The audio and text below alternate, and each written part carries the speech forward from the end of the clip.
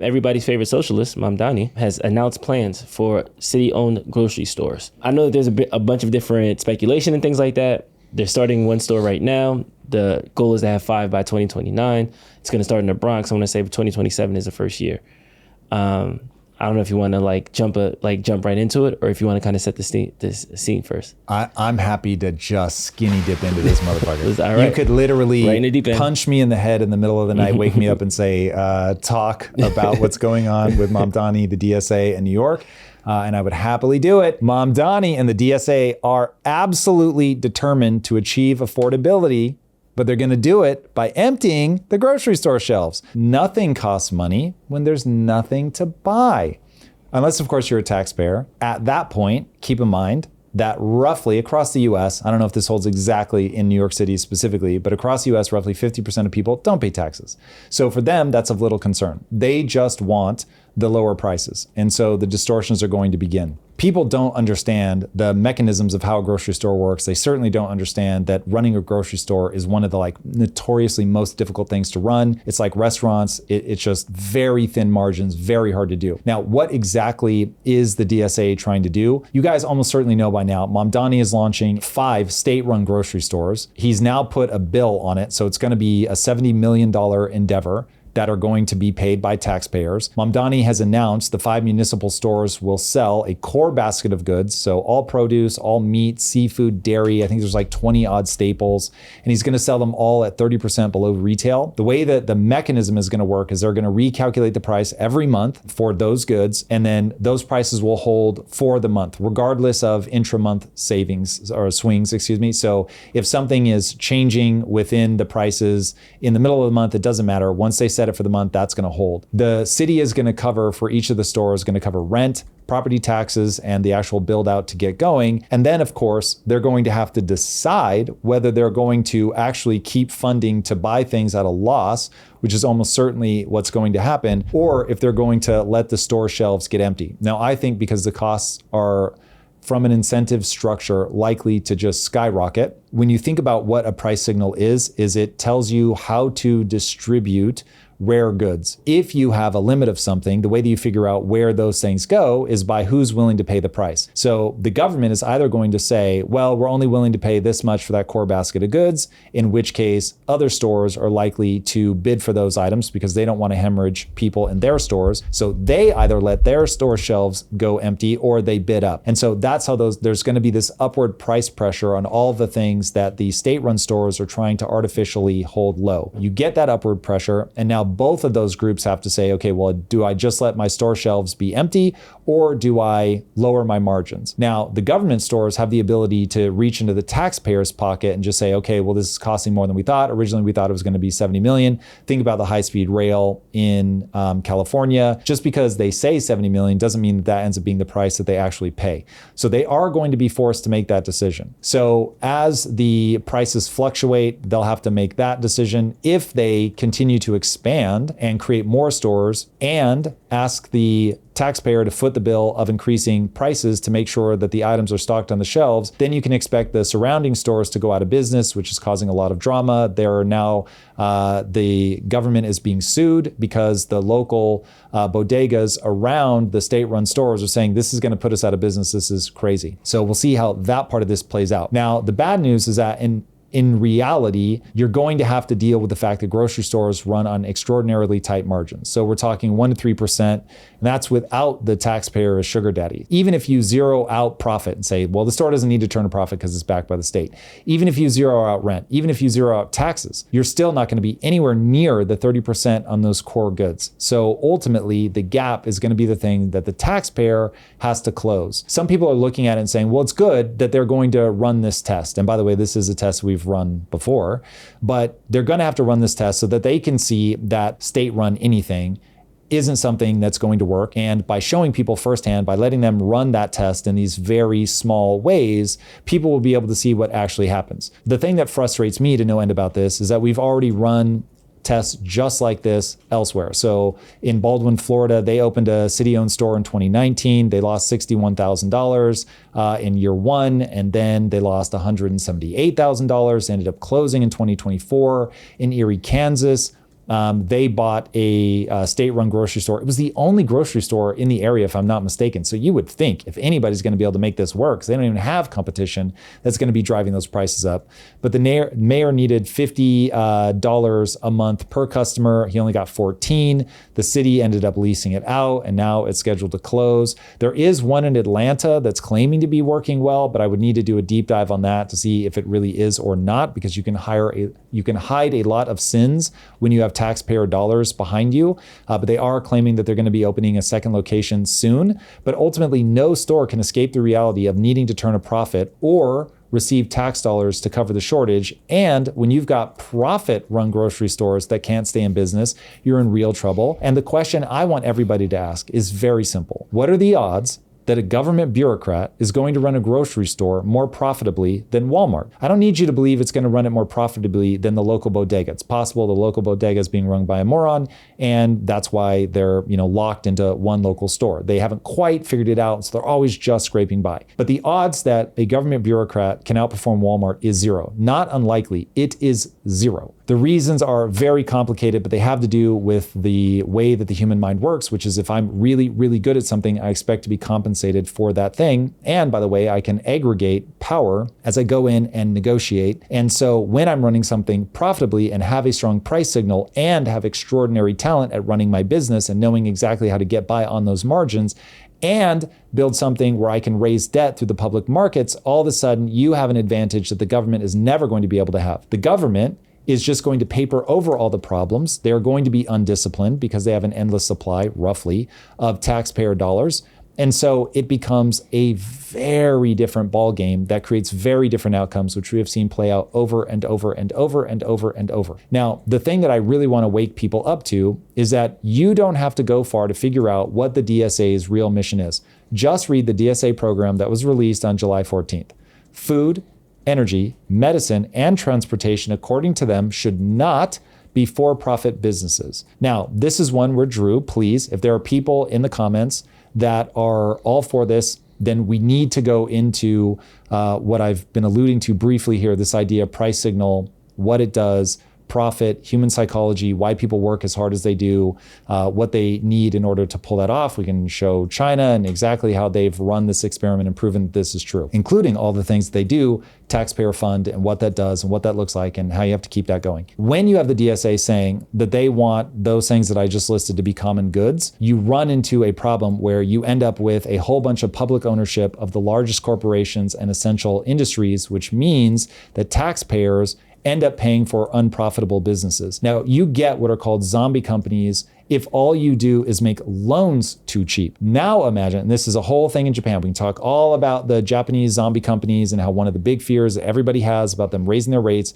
is you were going to see a rash of companies filing for bankruptcy because they were never profitable companies to begin with. Now, keep in mind, they couldn't lean on the taxpayer and they still got themselves into zombie status, meaning that they don't make enough to run their business without constantly bringing on this extraordinarily cheap debt, meaning the public does not care about the things they make enough for them in their current state to actually stay viable. It's what's known as being default dead. So a zombie company is default dead. Once the cheap debt goes away, the company is going to die. When you have state-run entities, they are also likely to be default dead. Without the taxpayer dollars, they are simply going to go out of business. That means you have something that is poorly designed. It has an extraordinary leak in it.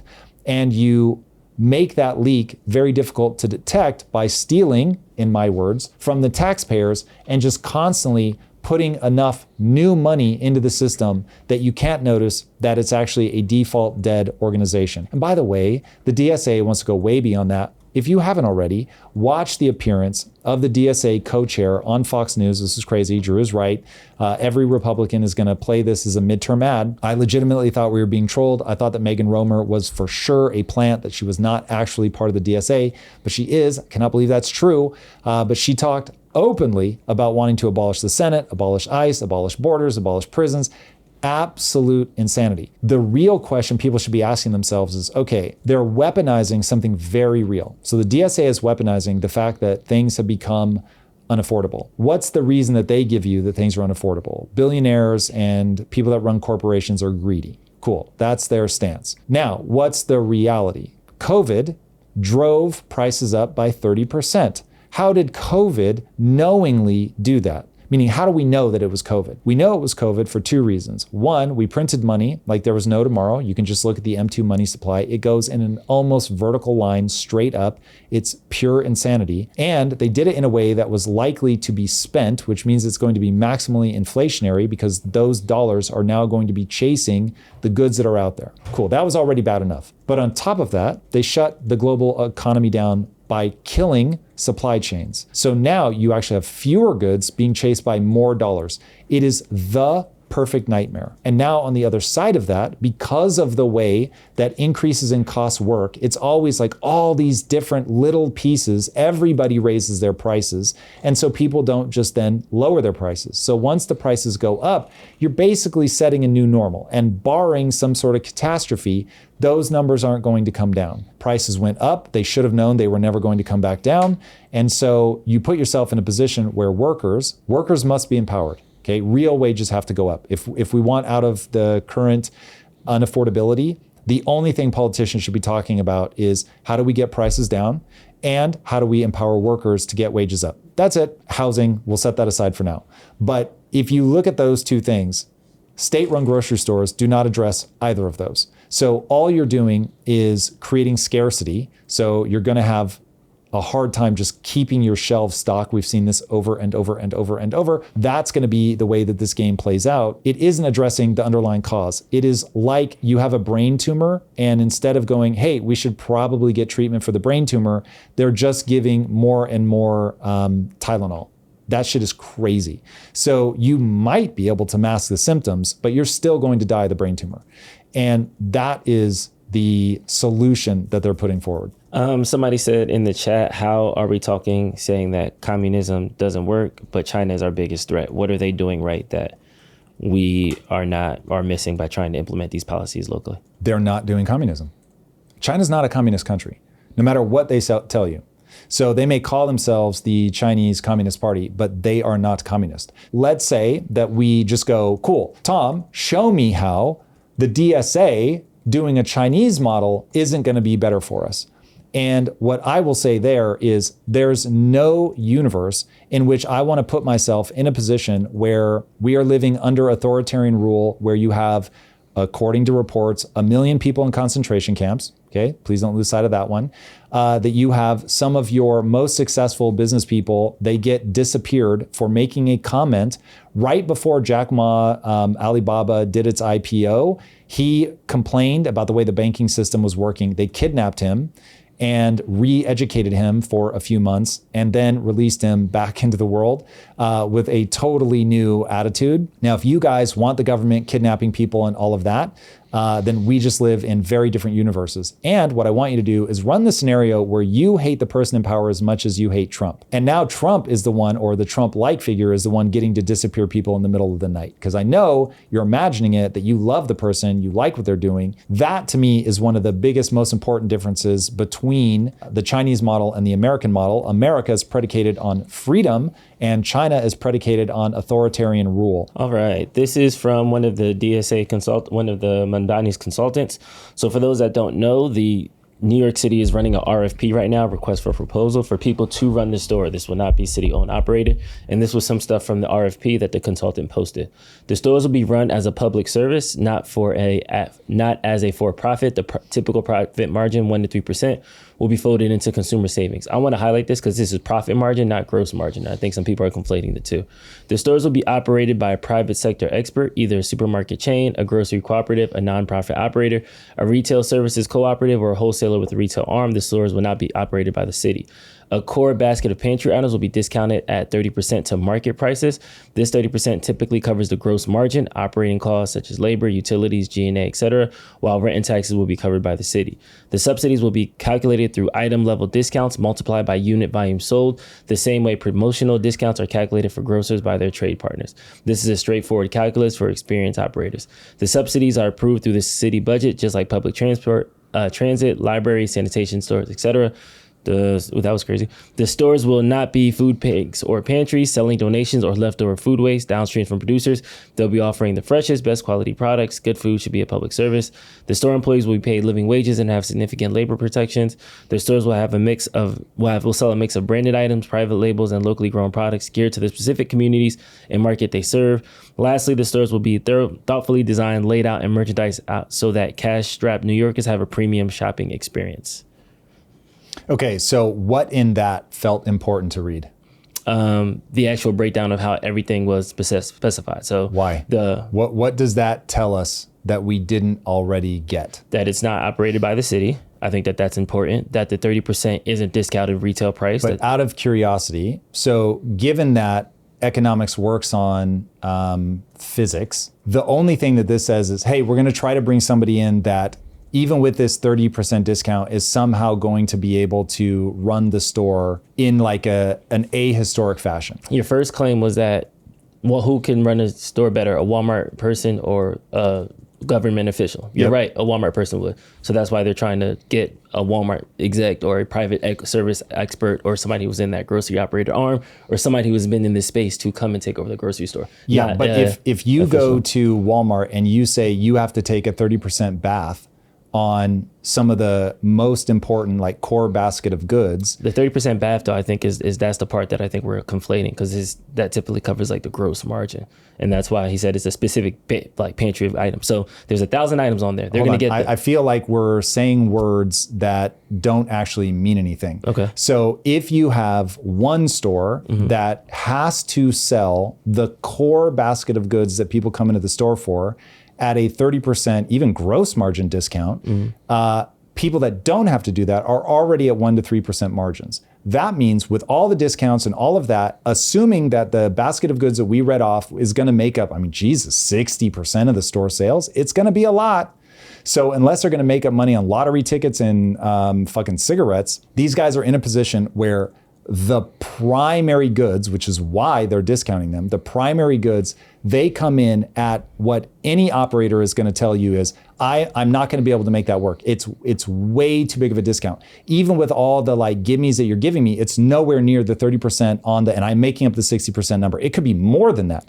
But off of those goods, that's not going to be enough because we're already going to be, if I could charge the normal price, I would already be at 1% to 3% margins, profit margins. So now that number is going to go down.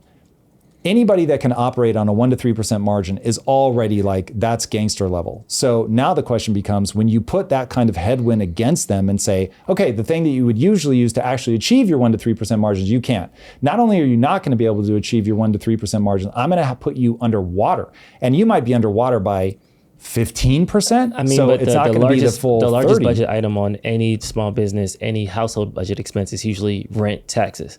So they're not having to pay rent. They're not having to cover the taxes. So that's patently false. So the largest cost is always and forever going to be the cost of goods. Okay. The cost of goods and your employees. Like those are your two big costs, mahusively. Now, when you start like filling a grocery store is going to be far more expensive than the rent. So when you start looking at like, they're losing money every time they sell. So now the more successful the store is in sales, the deeper the hole becomes. So now it's like you get back to, I've got to clear the shelves because I'm in a position where I lose money every time somebody buys fish, whatever, it was one of the many things, or produce. I am losing money. So now the only way these operators, this is why I'm saying none of that matters. The only thing that matters is who is paying for the gap. And the gap is being paid for by the taxpayer. If I'm in a position where the store actually loses money every time they sell one of those goods, now we're underwater. So unless you show me something that says, no, what, like here, if I'm going to work with the DSA and I'm going to say, listen, I'll tell you exactly how to make this work. It's going to be absolutely atrocious for the taxpayer. And long-term, it will be terrible for the 5 boroughs. But you're going to be able to message this to the public and it's going to look great. So you're going to bully all of your distributors. And you're going to go to them and say, listen, we're in the business of putting all the other bodegas out of business. So we're starting with 5. This is ultimately going to be 100%. You fuck me now at your own peril. So you are going to give me the best prices, period, End of story. And I'm going to give you a guaranteed buyer. So your margins can either go up with me over time and I'm going to have the taxpayer cover it, or they can go down and I'm going to pick the distributor that gives me the deals that I need. And by the way, you're going to go negotiate with the suppliers and you're going to let them know the same thing. They can have a guaranteed buyer in the state, or they can fuck off and I'm going to cock block them at every possible opportunity. I'm going to fly people into wherever we're getting our fucking bananas and shit. And I'm going to start negotiating with those guys directly as the state, backed by the taxpayer. That's how you pull this off. It ends up being absolutely god awful for everyone involved, because the state now has the power to make sure that everybody along the way is losing money. I remember there's a story about Walmart putting Vlasic pickle out of business. Now, this could be apocryphal, but it certainly illustrates what ends up happening. So Walmart, and I know this from selling into Walmart, Walmart has margin expectations, as the state will have. So let me tell you how Walmart pulls this off. They go, and everybody that comes into them, they say, listen, we've got the power because we're so big. They are what they refer to as a kingmaker. So if we put your product on our shelves, we just made your brand. So you're going to give us a deal better than anybody ever of all time. Guess what Quest did that made me so fantastically wealthy? For over a year, we told retailers like Walmart to fuck off. We weren't going to give them the margin because we had so much consumer demand for a product. We could just say no until the margins were good enough for us to be able to survive. Okay, go back to Vlasic Pickle. So Walmart says, hey, we're going to put you on our shelves. We're the place you want to be. And the margins were so tight, something happened, again, this could be apocryphal, but something happened in the supply chain for like the cost of their lids. And by the cost of their lids going up by 5% or whatever, Vlasic Pickle, which had been around for over 100 years, goes out of business. Now, does Walmart give a shit that Vlasic Pickle went out of business? No, fuck them. They just move on to the next one. But if you want to understand why all of a sudden people start importing cheap labor, they do it because you've got a company, in this case, the state, driving your ability to charge a living wage for your employees' time and your product down, down, down, down, down, because they're just trying to make sure that a New Yorker can walk into the grocery store and get shit cheap. But you've got to fuck somebody in that chain. You can make it seem like the cost of this stuff is just going away. It is not going away. These things operate on physics. There is a cost for the labor to fucking pick the plantain. Somebody has to ship the plantain. The cost of the oil, all of that is going to go into this whole chain. And for them to make that, because remember, this is 30%. So if prices are rising out here, that 30% becomes a taxpayer burden that gets big in terms of nominal fucking dollars. So now they're on this constant hamster wheel. So they're very quickly going to realize, fuck, I've got to control my prices, because otherwise the bill to the taxpayer, it just becomes too obvious. And the way that they will do that, they will bully the fuck out of everybody in that supply chain, or they're going to go out of business. But like, it is, if I were evil, I would just go sit down with them and be like, kids, you gotta fucking throw your weight around. And so you want to get the DSA fucking in as many places as you can, get as many state-run grocery stores as you can. And now we're going to do collective bargaining and we're going to fucking wrench all these guys down. And now all of a sudden, some plantain grower in South America is like, used to be living on $1 a month. Now he's living on 50 cents a month. And so this shit operates on physics. The only way to make this stuff go away is innovation. That's it. You find some way to get more for what you do.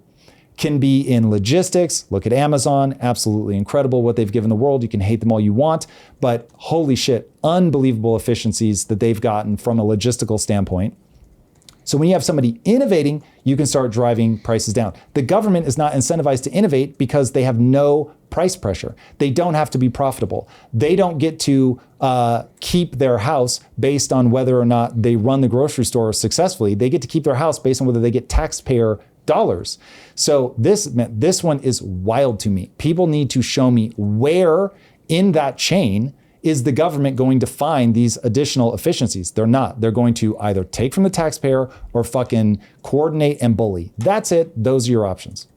Thanks for watching this clip from the Tom Bilyeu Show. If you haven't already, be sure to subscribe so you never miss one of these in the future. And if you want to catch us live, you can join us Monday, Wednesday, and Friday at 7 a.m. Pacific time. I hope to see you there.